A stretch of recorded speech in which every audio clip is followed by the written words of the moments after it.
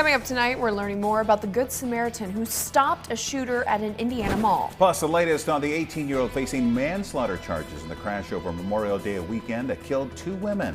Also, an overnight shooting in Lincoln leaves 4 people injured. But first tonight, some breaking news off the top of our newscast here. It looks like monkeypox has made its way to Lancaster County.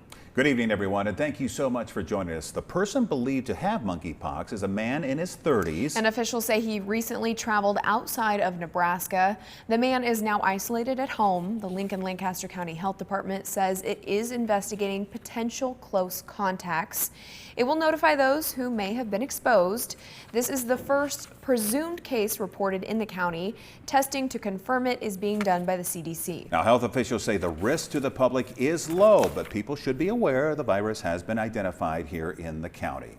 Now back to our other top story tonight. Lincoln police are still investigating a shooting that happened at 28th and T Streets. And the suspect or suspects are still at large.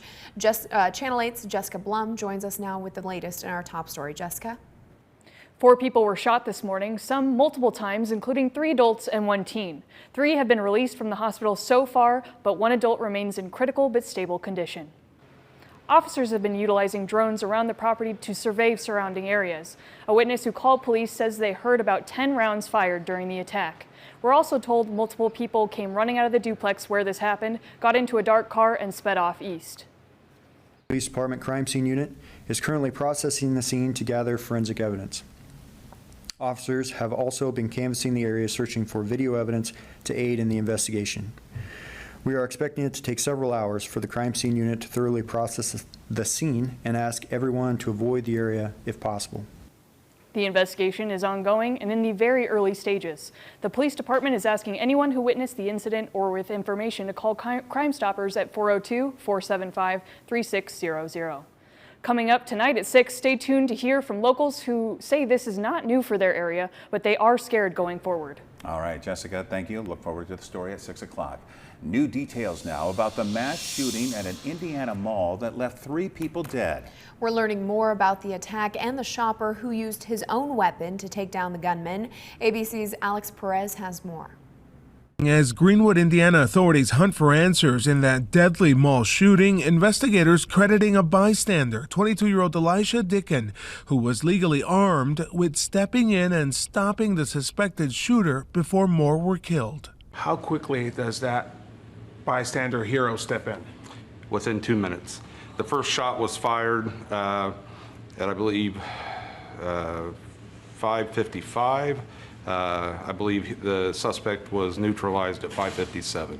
The terrifying moments of chaos and confusion unfolding Sunday evening. I heard like 30 gunshots and I just saw people running towards the store. Killed in the shooting near the mall food court, 56-year-old Pedro Pineda, his 37-year-old wife Rosa Rivera de Pineda, who were having dinner, and 30-year-old Victor Gomez. 2 others injured, including 12-year-old Bella Dick. Authorities identifying the suspected gunman as Jonathan Sapperman.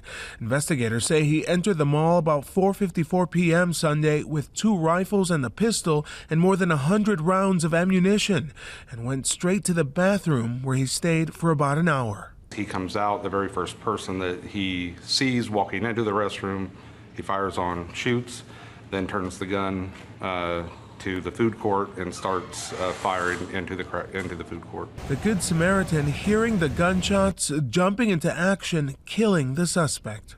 He was an excellent shot. Investigators combing through the suspect's home, finding his laptop and a can of butane in his oven, which was turned on to high. The suspect, investigators say, had had a few minor run-ins with police.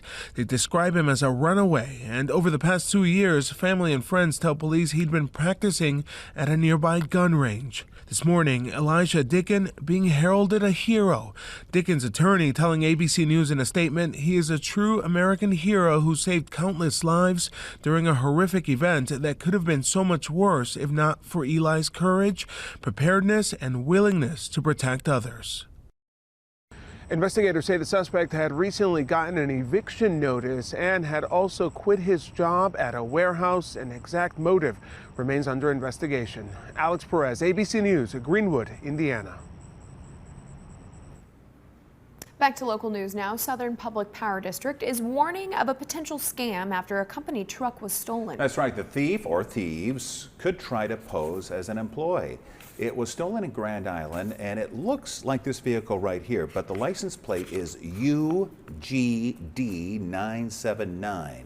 Now, SPPD wants to remind all of its customers they will not show up at your door for service or payments unless you've contacted them. We have a follow-up now on the Memorial Day crash on O Street. The man accused of killing 2 women, Kyvel Stark, waived his preliminary hearing today. Channel 8's Matthew Mitleider talked to a couple of witnesses outside of the courthouse this morning. O Street was lined with people watching cars cruise Memorial Day weekend. Lincoln police say Kyvel Stark was traveling west on O Street on May 29th when he hit the passenger side of a Toyota Corolla, killing the driver Emily Siebenor and passenger Edith Hermosillo. The cars also hit a crowd and injured 20 people. Police say Stark was under the influence of marijuana and was driving up to 90 miles per hour before the crash.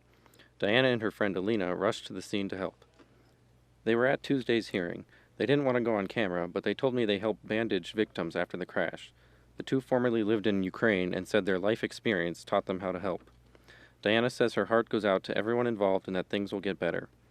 She told me Stark made the choice to drive under the influence and that unfortunately the one bad choice led to the death of 2 girls. Diana and Alina are both hoping Stark will be convicted. They also say the amount of racing and crashes on O Street needs to be dealt with. Stark faces 2 counts of manslaughter and 2 counts of driving under the influence with serious bodily injury.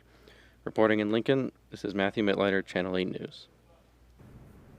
And Stark will be in district court on August 17th for his arraignment. In other news now, this extreme heat is posing more risks the longer it continues. With temperatures sticking to the upper 90s, Nebraska Department of Transportation has been very busy. The heat can impact the layers of asphalt and concrete, causing streets to buckle and break. This is from overnight on Highway 26 in western Nebraska. Obviously, hitting this can cause some problems for drivers. The State Patrol wanted to thank state workers for getting it fixed quickly. And here's the man with the numbers of just how hot we got today, meteorologist Rusty Dawkins. Yeah, it was another hot one today. Temperatures did get into the middle and upper 90s for much of the state in Nebraska. It was much hotter, though, just to the south, so we didn't quite see the triple digits that much of western Nebraska saw yesterday. That was confined to Kansas. 108 in Dodge City, 104 in Salina, and Goodland, Kansas had 101. But much of the state of Nebraska a little bit cooler, with those temperatures in the lower, middle, and upper 90s, a lot of 98s in southwestern Nebraska. Lincoln at 95, Grand Island at 93. But look how much cooler it was in the western half of the state. 17 degrees colder in Chadron than it was 24 hours ago. We're a touch warmer here in the capital city, 4 degrees warmer than we were yesterday at this time. Just a couple of clouds out there. Other than that, mostly sunny skies and just a very quiet weather pattern right now. Temperatures are pretty warm, 94 degrees in Lincoln, 90 in York, 90 in Aurora, 92 Friend, 90 in Hebron. So a lot of 90s out there. Dew Point, not terrible. It's a little bit better than it was yesterday. Still in the middle 60s though, 73 in Beatrice, 70 in Nebraska City, and 73 in Falls City. So much muggier to the south and east, so that heat index is a little bit higher, but most of us are between 90 and 99 degrees for the heat index. The forecast for tonight will drop into the lower 90s as we head through the early evening hours, eventually 86 by 8 p.m. and by 10 o'clock tonight, around 80. So still a very mild evening, and we're going to cool down just a little bit as we head through tomorrow. We'll talk about that cooler forecast in just a few minutes. Sounds good. Thank you, Rusty. Now we head to Washington, where Trump ally Steve Bannon is on trial for refusing to comply with a subpoena for the congressional committee investigating the January 6th Capitol attack. Opening statements began today in what is expected to be a quick criminal trial. And the January 6th committee plans to hold another primetime hearing later this week. ABC's Jay O'Brien has the latest. The Department of Justice beginning to present its case in court today against Steve Bannon, on trial for refusing to comply with a congressional subpoena from the House committee investigating the January 6th Capitol attack. Prosecutors saying the former chief strategist for President Donald Trump had, quote, contempt for Congress's authority. Bannon's lawyers previously telling the judge their client didn't meet the committee's demand to testify and turn over documents because he didn't believe the deadline to comply was firm.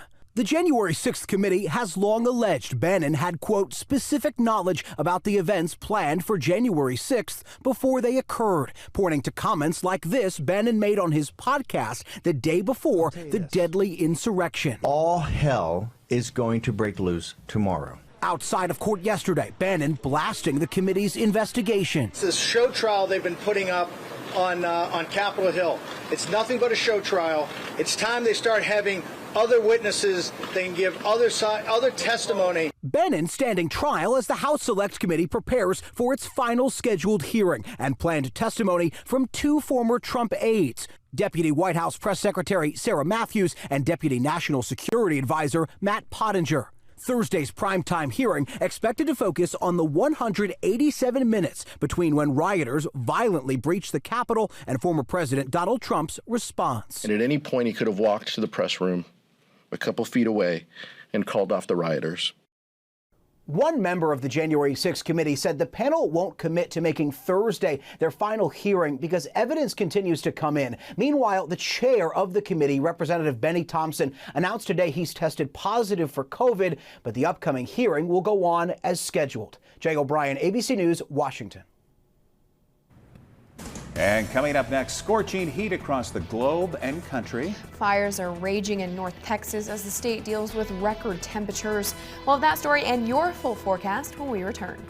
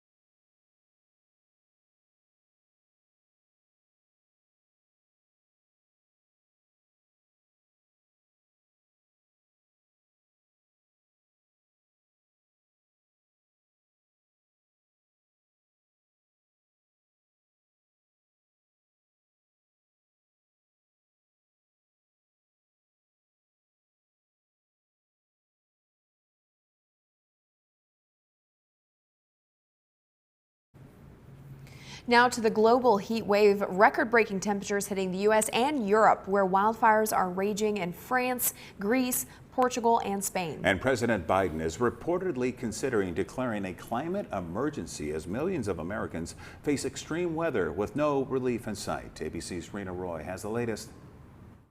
Scorching heat across the globe and across the country. Fires raging in North Texas as the state deals with record temperatures. Experts say climate change is to blame as temperatures rise faster than scientists anticipated. We're talking about all-time records, like we have never in recorded history in centuries seen this type of heat. The 10-day forecast in Houston shows triple digits across the board for the first time ever. Much of Texas has seen no measurable rain for weeks. People being asked to limit use of electricity and water. We're experiencing a stress on our system because of peak demands with peak weather conditions. Many workers outside suffering in this heat, including this UPS driver in Arizona, collapsing at a customer's front door in 110-degree heat. UPS says he's okay. Now a heat wave is moving into the Northeast. 60 million in the U.S. are expected to face temperatures of 100 degrees or higher in the coming days. Overseas, French officials warning of a heat apocalypse as temperatures soar to 109 degrees. In Zamora, Spain, passengers surrounded by a wildfire as their train passes through the blaze. More than 1,100 heat-related deaths accounted for in Spain and Portugal. Officials warning that number will climb. Offices, stores, schools, and some museums shutting down in London as the city records its hottest day on record. There's nothing happening anywhere. Like, a lot of food stalls are closed because of the heat. I mean, there is sweat running down everybody's back, but it's hot. And back here at home, the Washington Post is reporting the president is considering declaring a national climate emergency, which could allow the administration to speed up its efforts to reduce greenhouse gas emissions and promote renewable energy. Rena Roy, ABC News, New York. Now, your Storm Alert Team Forecast with meteorologist Rusty Dawkins. Another warm day out there today. Temperatures in the 90s, and that's typical for this time of year. We were just a little above average. Excessive heat a little further south and west than it was yesterday. 98 though in McCook and North Platte and Ogallala. 94 in Sydney. Chadron 93. They were at 111 yesterday, so they're chilly. They're wearing coats and all. No, probably not. 95 in Lincoln, 91 in Nebraska City, 91 in Hebron. It's nice out there. Beatrice, the Schoen roofing cam looking like. I love it when it does this. It's like you're living in the Matrix when the camera just kind of freaks out like that. But it's lots and lots of sunshine and temperatures between 90 and 95 degrees right now. 94 in Lincoln is one of the warmer spots actually. Omaha 95. Everybody else in the lower 90s. 89 in Hastings. So trying to cool off, but the dew point a little bit better than it was yesterday. There's some 50s out there, Columbus, Grand Island, Kearney, and Hastings. 60s for just about everybody else, but a few lower 70s from Nebraska City, Falls City, and Beatrice, those two at 73 degrees. So the heat index real close to 100 in the extreme southeastern corner of the state, 99s in Falls City and Beatrice. Everybody else pretty close to the actual temperatures. So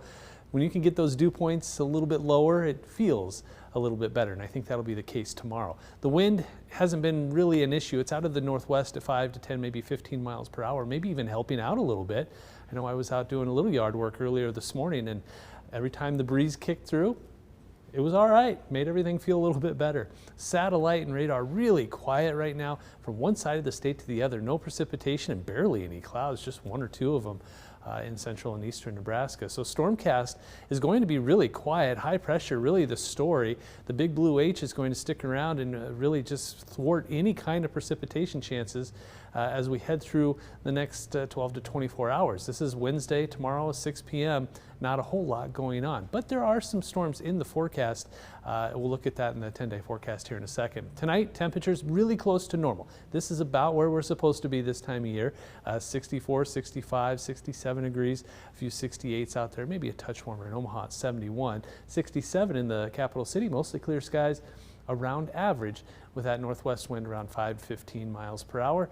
Then as we head through the day tomorrow, still with a northwest wind, and that should bring in some drier air, so the dew points will kind of be about where they were today, and the lower 90s for temperatures. So a fairly typical July kind of day, which is nice. 92 degrees in Lincoln, 91 in Beatrice. Mostly sunny skies, just a little bit cooler than it was today, and that northwest breeze trying to help out at 10 to 20 miles per hour. A lot going on in the 7 and the 10-day forecast here. Lower 90s on Wednesday. I think just a decent day here on Wednesday, but then we warm back up. And it's going to get hot. Thursday, Friday, Saturday, temperatures in the upper 90s and lower 100s as we head into the first part of the weekend. A chance, just a small chance for some thunderstorms out there too. Thursday, maybe a late storm. A small chance on Friday. A chance for some afternoon and early evening storms on Saturday, and then just storms possible Sunday, Monday, and Tuesday.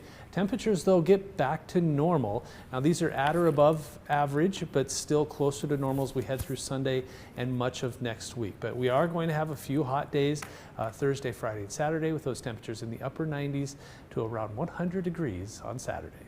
Whew, all right, thank you very much, Rusty. Hey, it was a great day on Wall Street. Here's some good news for you. The Dow skyrocketing 754 points. NASDAQ also gaining 353.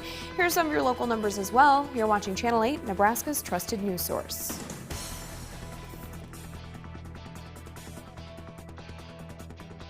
Tonight, the parent.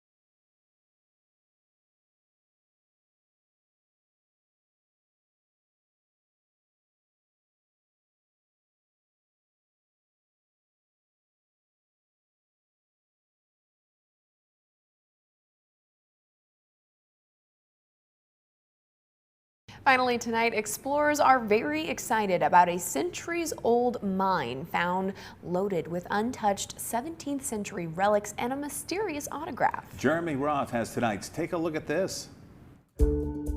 A 200-plus-year-old cobalt mine recently discovered in England is a literal treasure trove of historical items from the Napoleonic Wars era left frozen in time.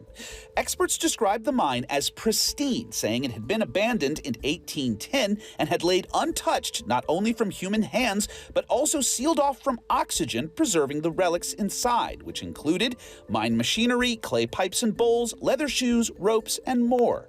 Those who made the discovery also found dated inscriptions left behind, begging the intriguing question, who was W.S.? The find was so significant that the National Trust, which owns the land, commissioned a full digital mapping of the mine, allowing curious explorers to take a three-dimensional tour of the cavern online from anywhere in the world. If that didn't get you thinking, holy cow, then take a look at this. The Florida Turnpike had to be shut down in both directions when roughly 70 cows were forced to flee from a trailer fire. Thankfully, firefighters were able to get the flames under control and all the cows were accounted for, allowing all involved to steer clear of an utter disaster. And finally, speaking of roadside messes, this Minnesota man is on a mission to clean up his local roads. 77-year-old Doug Eichten walks a busy 2-mile stretch every few days with the goal of collecting 15 pounds of roadside trash a week. Eichten says nothing about his filthy finds surprises him anymore, but for the sake of the environment, he doesn't mind putting in the dirty work. For Take a Look at This, I'm Jeremy Roth. All right, let's get a final check of your weather with Rusty, and a little bit of a broken record, I guess, right? A little bit, yeah. We get a little reprieve from the heat tomorrow. I mean, not a lot, but enough that you may notice. Today was one of those hot days where the heat index did get into the triple digits. Tomorrow, I don't think we will. 92 degrees for the high, mostly sunny to partly cloudy skies. Then we warm right back up. Thursday, Friday, Saturday, upper 90s to around 100. The heat index will likely be in the triple digits. A chance for a storm here and there. This looks like a whole lot of chances. They're very small chances each day, but at least it's a chance. And then we cool off back to normal temperatures Sunday and much of next week. All right, thank you, Rusty, and thank you all for joining us. World News is next. We'll see you back here at 6 o'clock. With the Channel 8 Eyewitness News mobile app, you'll be the first to know. Get alerts about breaking news and weather, all in the palm of your hand. Time to beat the heat. 0% financing for 12 months on above ground packages or the versatile Stealth semi in-ground pool. Closed